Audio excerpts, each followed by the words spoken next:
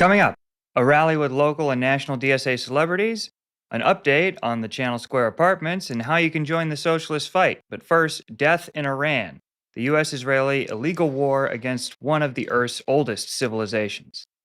Hello, everyone, and welcome to the MDC Dispatch. I'm your host, Tony, and I'll be bringing you news and events from Metro DC DSA. Subscribe to the YouTube channel and be on the lookout for a new Dispatch episode every first and third Sunday each month. The U.S.-Israeli war on Iran, which began with so-called preemptive strikes at the end of February, has continued on for the past 2 weeks. The war has disrupted global trade and caused a surge in oil prices.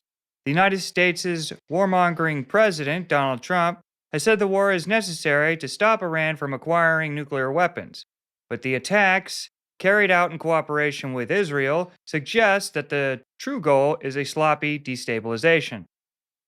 Although there has been no ground invasion of Iran, the Trump administration has teased invasion and continued to escalate, including taking control of the Strait of Hormuz. The attacks began on February 28th with U.S. and Israeli barrages of missiles and bombs on Iranian bases and cities. U.S.-Israeli strikes on Iranian fuel depots have put oil-stained clouds over Tehran and resulted in toxic black rain. The U.S. bombed an all-girls elementary school, contrary to the president's outlandish claims, killing at least 175 people. The 86-year-old leader of Iran, Supreme Leader Ali Khamenei, was killed in the initial bombardment, only to have his son, Mojtaba Khamenei, succeed him following selection by Iran's Assembly of Experts. Iran has traded blows, launching missile and drone strikes on U.S. installations across the Middle East and on Israeli domestic fortifications. Trump's promises of a quick war appear delusional, with Iranian missile defenses and other arsenals appearing resilient in the face of joint U.S.-Israeli bombardment. As innocent people are killed, forced to flee their homes, and mourn the deaths of their loved ones, the ramifications will be felt domestically. The war has threatened trade flows in the Strait of Hormuz, a vital choke point in the international economy. The American working class, already facing insurmountable costs, now finds itself up against rising oil prices, possible food shortages, and likely price increases for other essential goods. Just yesterday, the Pentagon informed Congress, which still has yet to legally authorize the war, that just the first 6 days of the war are conservatively estimated to cost $11.3 billion.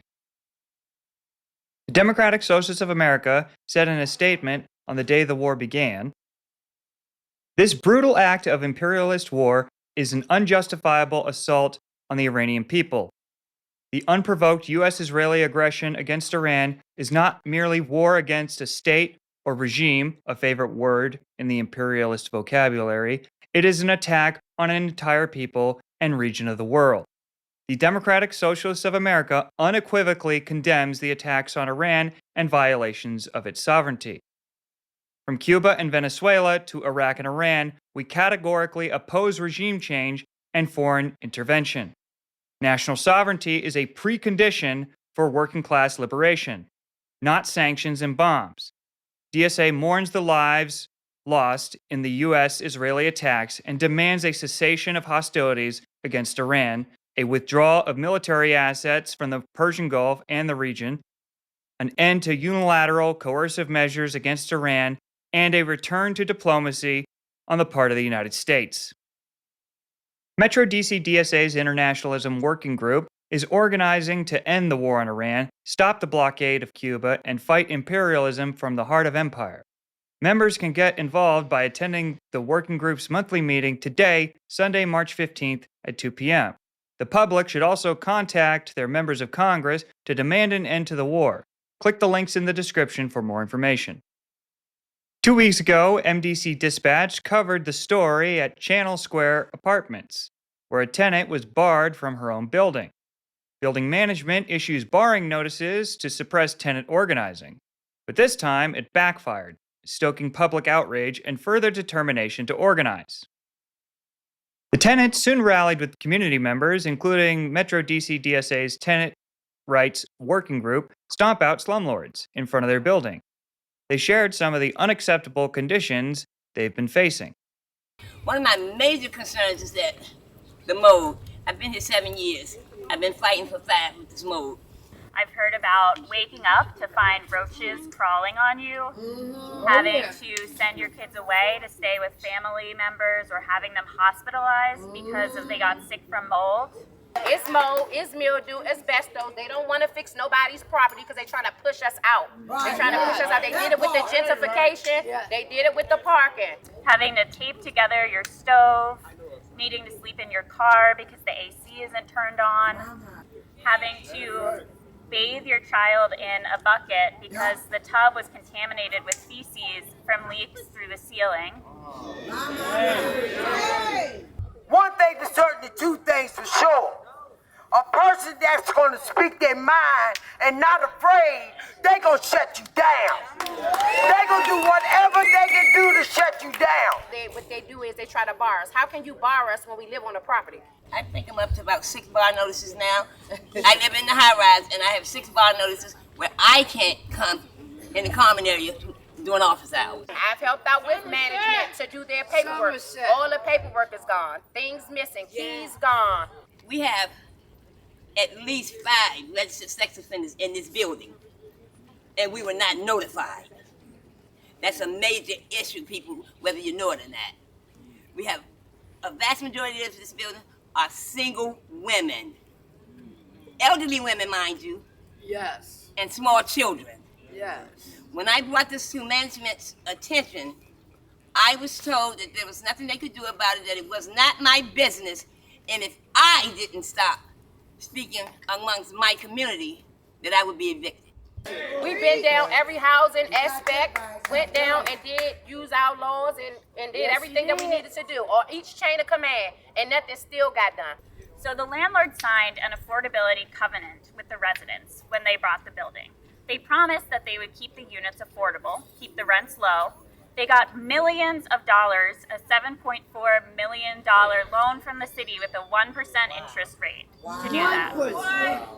But they're exploiting a loophole where if they're renting to a new tenant paying with a voucher, they can jack the rent up to what they call market rate. That the landlord is doing that while charging insanely high rents and pocketing the profits. They're milking the building. They're charging as much rent as they can, doing as little maintenance as they can, and pocketing the profits. Rally speakers also had ideas for future action. And it's sad to say this. The only way to hurt them is stop paying the rent. Hurt them through their pockets. They love money. We want the property fixed. Wherever you live, take control or interest in what you are paying for. And don't let people just treat you any kind of way. And I'm asking you to be blessed on purpose. If you don't know your rights, all you gotta do is pick up the phone. I'm here. I have 2 lawsuits, and I'm gonna fight it. I don't care how long it takes. Everything can get better. It takes a village to do it, though. We got to stick together. We want a $46 million lawsuit. A $46 million lawsuit. What the biggest lawsuit in the Washington, D.C. metropolitan area. So don't tell me it can't be done. And it's getting ready to be done again. Like we doing right now, if they didn't want something like this to happen, they didn't want her to have no type of vocal power, so. The most powerful speech of the night came from the barred tenant organizer herself, Gigi. The young guy who you just heard speak is my son. He have witnessed all of the things that I've endured here with just not speaking up for my family, but all tenants at Channel Square. I wasn't going to mention it, but I think I should. I am the tenant who was arrested and barred for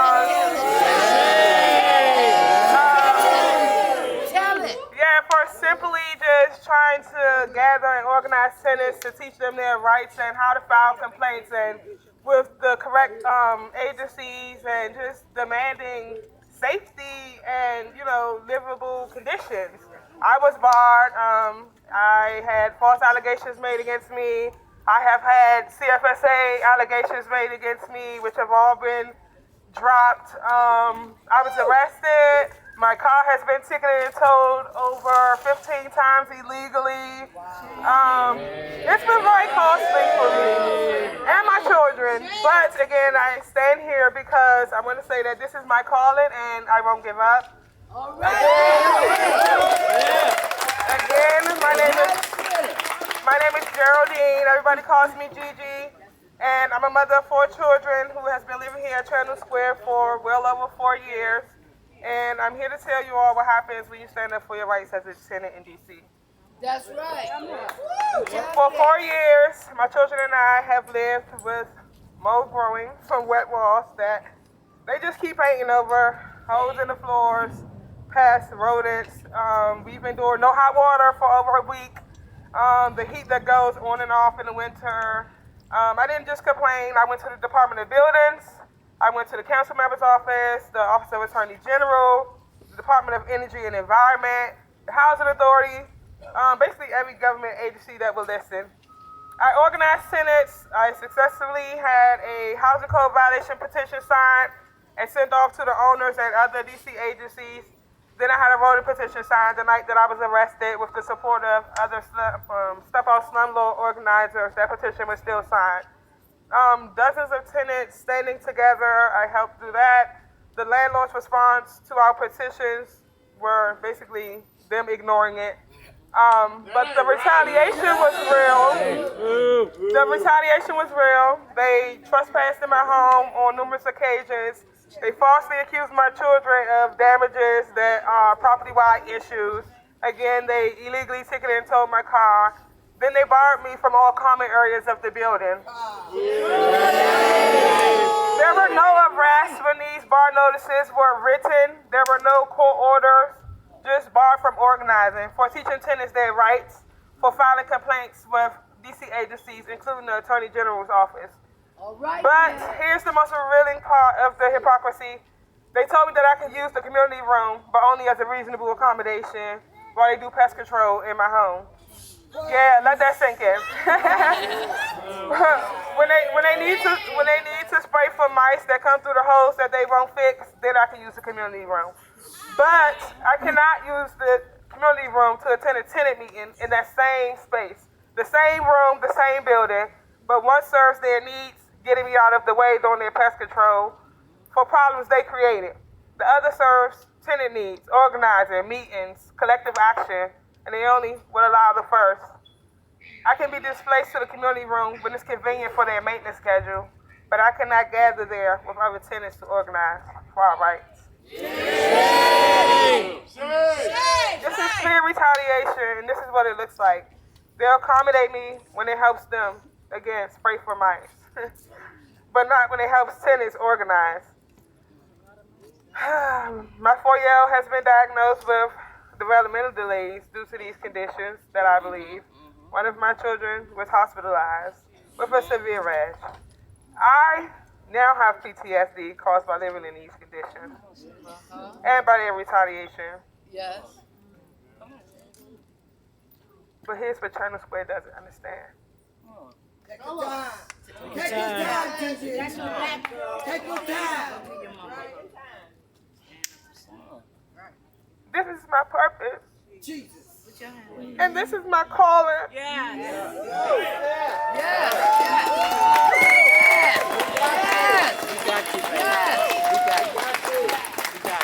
They can create impossible contradictions to try to silence organizers. Yes.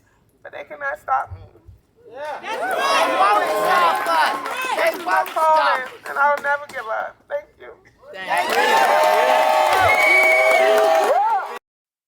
Other speakers called for the immediate dismissal of any charges against Gigi, an end to retaliation against tenants for organizing, and good faith negotiations between tenants and management about property conditions. Organizers and tenants are now calling on working class people to stand in solidarity with Channel Square and call on Ward 6 Councilmember Charles Allen to stand against retaliation and slum conditions, using the link in the description. Metro DC DSA is leading the way in the fight for fair wages, the right to housing, and justice for all DMV residents. Now, the chapter aims to continue bringing those fights into government. MDC DSA will be hosting a rally on March 25th and will align the regional Democratic Socialist Front with national allies. The rally will feature special guests Representative Rashida Tlaib and endorsed candidates Aparna, Imara, Crooms, and DC mayoral candidate Janeese George. Join the chapter for any of the huge slate of events coming up in the next few weeks. RSVPs linked in the description. Want to meet and chat with socialists in MoCo and the greater DMV? Drop by MoCo DSA's Coffee Social Monday the 16th at 6:30 p.m. at Black Lion Cafe in Silver Spring. Whether you're a DSA member or DSA curious, we'd love to see you. Are you interested in our mini electoral campaigns this year but don't know where to begin? Come learn the basics at Electoral 101 training. The event is a great place to learn the basics of electoral organizing, what it is, how it fits into the DSA strategy, and how to knock doors and call voters, Thursday, the 19th. The Bodily Autonomy Working Group is hosting a Narcan training on Thursday, March 19th at the Festival Center in Adams Morgan. BOG will also provide free Narcan, fentanyl, and xylene test strips, as well as free emergency contraception care kits. Metro DC DSA has endorsed two amazing candidates, Zola and Gabe Acevero. Show MoCo that DSA stands with our endorsed candidates by turning up and turning out to knock on our neighbors' doors. Zola and Gabe support renters, teachers, and working families, and that's why you should support them. Saturday, the 21st. Please join the Prince George's County branch for their March General Body meeting on Saturday, the 21st. The branch will discuss anti-ICE organizing in the county, hear updates from our working groups, and spend the final half of the meeting making signs for the upcoming No Kings rally in Hyattsville on Saturday, March 28th. Subscribe to the weekly update for the most up-to-date list of events every week at the link in the description. More than just DSA is hosting events in the coming weeks, so are many other groups. Here are a few other upcoming events. This Iftar, which is the breaking of fast after Ramadan, join No Pride and Genocide for an event that is open to queer and trans Palestinians and Swana folk of all faiths and levels of practice, as well as queer and trans Muslims of all backgrounds that are interested in or organizing against Zionism. Gather Tuesday, March 17th from 5 to 9 p.m. in D.C. for an evening of discussion and community building. Lavender Evolutions is back with another queer history happy hour and panel discussion featuring DMV-based QTBI POC event curators. Head to Trade Bar in D.C. on Tuesday, March 31st at 5 p.m. and hear from 3 DC-based organizers leading historic queer organizations at 6:45 p.m. Find these activities and many more at the calendar of events on the website or in the full weekly update, also linked in the description. The Democratic Socialists of America is growing. If you're not a member of DSA and would like to connect with other like-minded activists, community organizers, and neighbors, visit dsausa.org and join today. Metro DC DSA is the third largest chapter in America with over 3,000 members. We're very active in the community and have groups focused on labor, tenant rights, LGBTQ rights, environmental activism, and much more. DSA is the largest socialist organization in America, and we would love to have you as a member. These and other stories, along with links and sources, can be found in the Metro DC DSA Weekly Update newsletter, which you can find linked in the description. This production has been a collaboration of members of Metro DC DSA. Look for new videos on the first and third Sunday every month. I'm your host, Tony, signing off with a reminder, a better world is possible.